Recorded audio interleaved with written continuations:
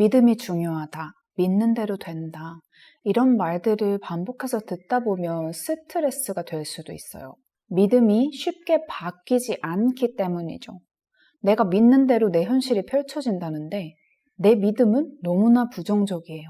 그러면 내 현실은 계속 이렇게 했네? 근데 믿음 어떻게 바꿔야 되지? 꼬리에 꼬리를 무는 생각으로 더 큰 부정적인 생각들을 낳게 되는 거죠.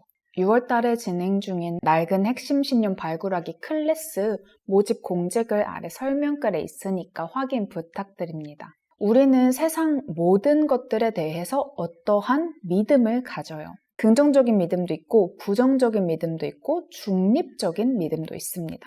세상은 경쟁의 장이야. 사람들은 못 됐어. 돈은 벌기가 어려운 거야. 성공은 소수만 할 수 있어. 이런 말들은 얼핏 듣기에는 많은 사람들이 믿고 있기 때문에 사실 같지만 사실 모두 믿음에 불과합니다. 왜냐하면 이 반대로 믿거나 중립적으로 바라보는 사람들도 많이 있기 때문이죠. 그렇기 때문에 가장 중요한 것은 나의 믿음이 사실이 아니다라는 것을 완전하게 받아들이는 거예요.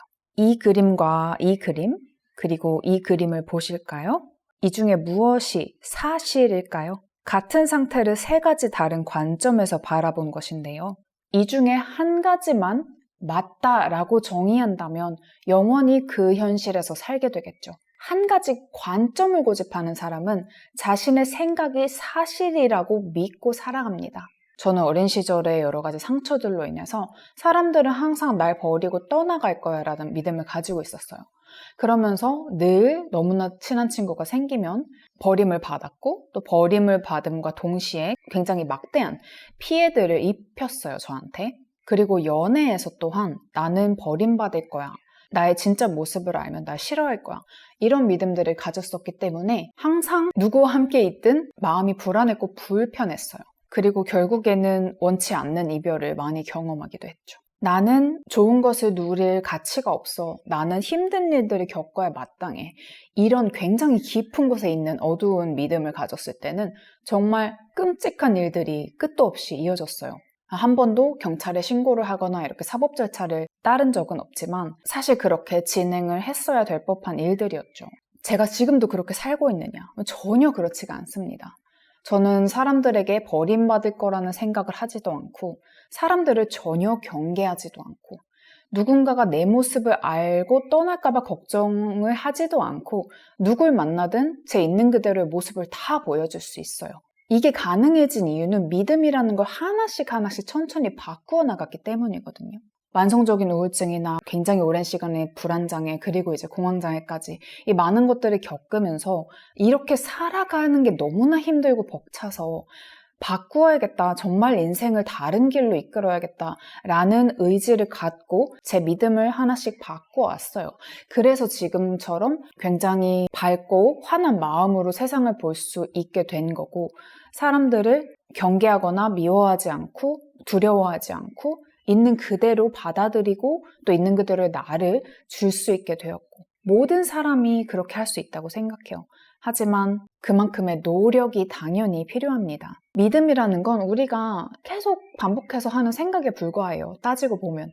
우리는 매일 몇만 가지의 생각을 하죠. 그리고 그들 중 대부분이 매일매일 같은 생각입니다. 그리고 우리가 돈에 대해, 세상에 대해, 남성에 대해, 여성에 대해, 인간에 대해, 직장에 대해, 기타 등등에 대해서 가장 자주 하는 생각들이 내가 가지고 있는 믿음이에요.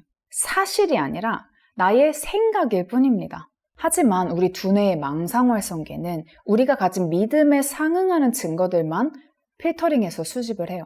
내가 인간은 다 계산적이야 라고 믿는다면 인간이 계산적인 모습들만 현실에서 포착해서 수집을 합니다. 나머지 것은 걸러버리고요.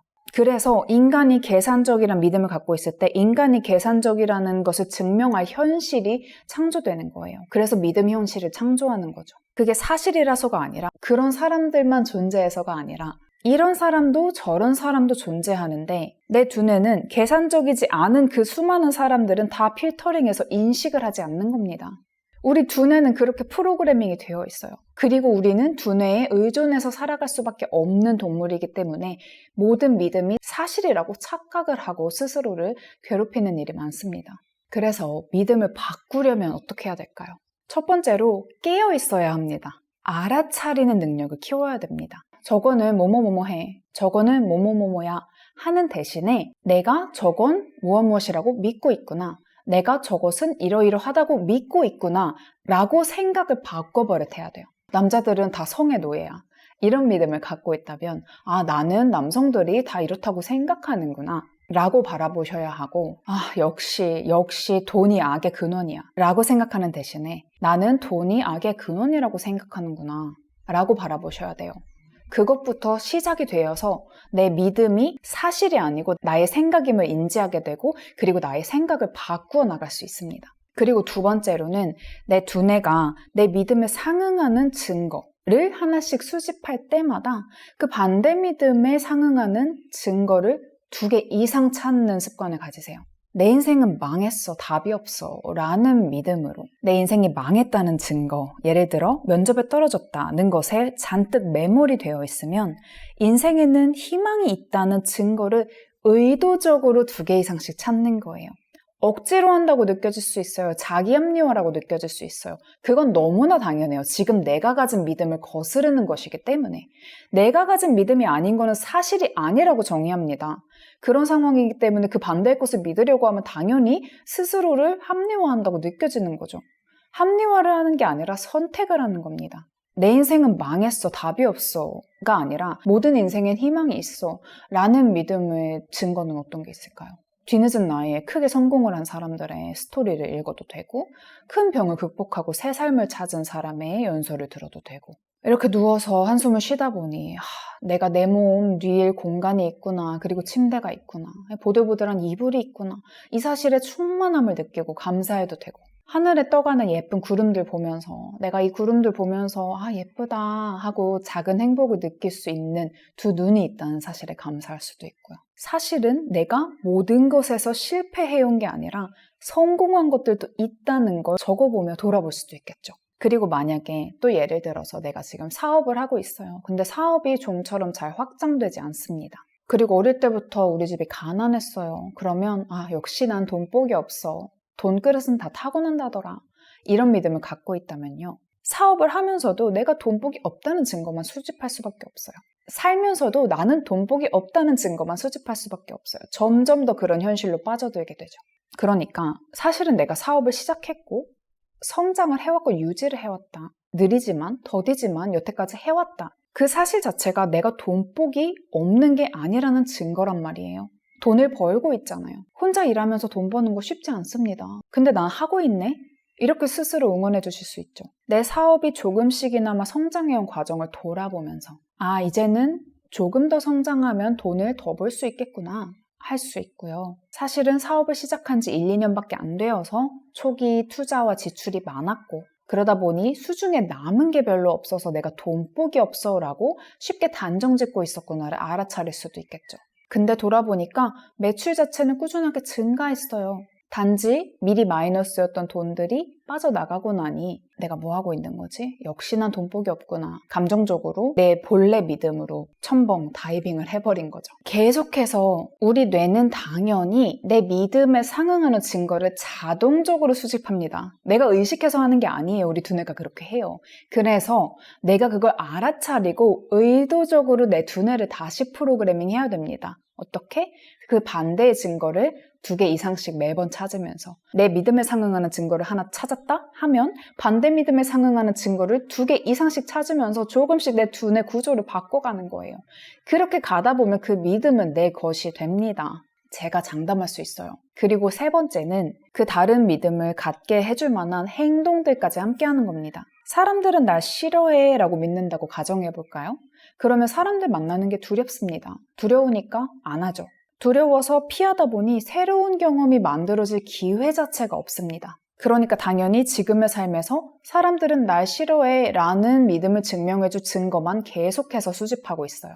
역시 저 사람도 날, 저 사람들도 날.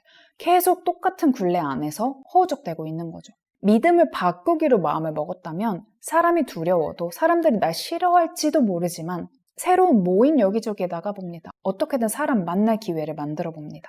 두려운 것은 정면 돌파해야 해요. 도움이 될 만한 영상 링크해 드릴 테니까 꼭 시청해 주시고요.